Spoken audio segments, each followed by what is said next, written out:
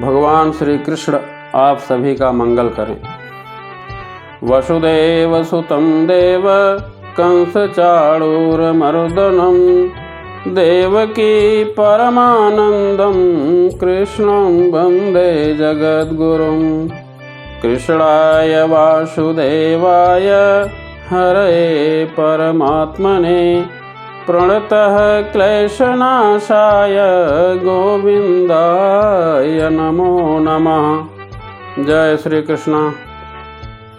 तं तथा कृपयाविष्टम् अश्रुपूर्णाकुलेक्षणं विषेदन्तमिदं वाक्यम् उवाच मधुसूदनः।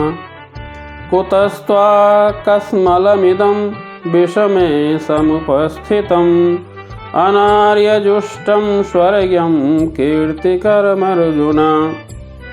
क्लेब्यङ्माश्मगमः पार्थ नैतत्त्वमुपपद्यते क्षुद्रं हृदय दौर्बल्यं त्यक्तोत्तिष्ठ परन्तप। अर्थात संजय बोले, करुणा से व्याप्त शोक युक्त आँखों में अश्रु भरे अर्जुन को देखकर भगवान श्री कृष्ण बोले, हे अर्जुन, तुम्हारे मन में यह कलमश आया कैसे? यह उस मनुष्य के लिए थोड़ा भी अनुकूल नहीं है जो मनुष्य जीवन के मूल्य को जानता हो। इस तरीके से उच्च लोक नहीं प्राप्त किया जा सकता, बल्कि अपयश की प्राप्ति होती है। हे अर्जुन, ऐसे हीन नपुंसक मत बनो, यह तुम्हें शोभा नहीं देता। हृदय की क्षुद्र दुर्बलता को त्याग कर युद्ध के लिए तैयार हो जाओ।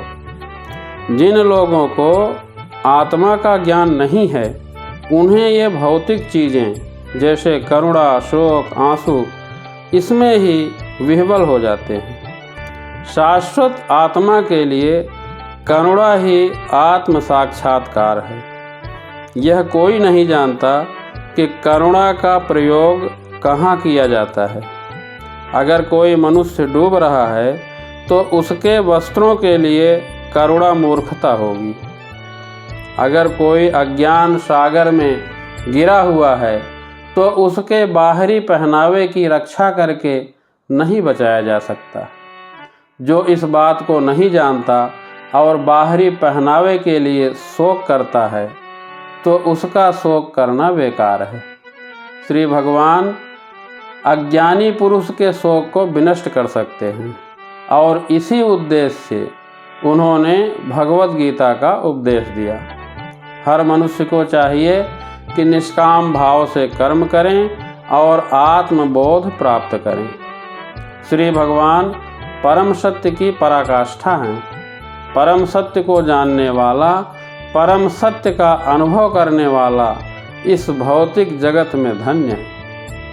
जो सूर्य के प्रकाश का अध्ययन करता है वह नौसिखिया है। जो सूर्य के सतह को समझता है वह कुछ आगे बढ़ा होता है, और जो सूर्य लोक में प्रवेश कर सकता है वही उच्च प्रकार का ज्ञानी है। अतः जिन भक्तों ने परम सत्य श्री भगवान के स्वरूप का साक्षात्कार किया है वे सर्वोच्च आध्यात्मवादी हैं।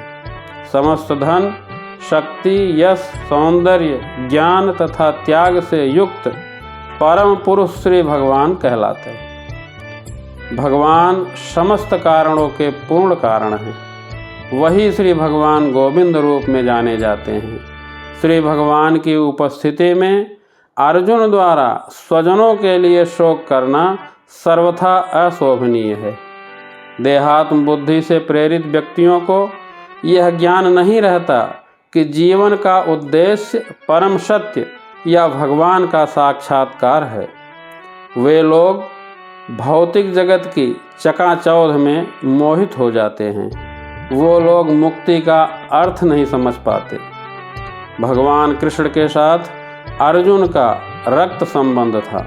यदि क्षत्रिय युद्ध से विचलित होता है तो वह नाम का क्षत्रिय है, और यदि ब्राह्मण पुत्र अपवित्र कार्य करता है तो वह भी नाम का ब्राह्मण है। ऐसे क्षत्रिय तथा ब्राह्मण सिर्फ नाम के होते हैं, कर्म के नहीं।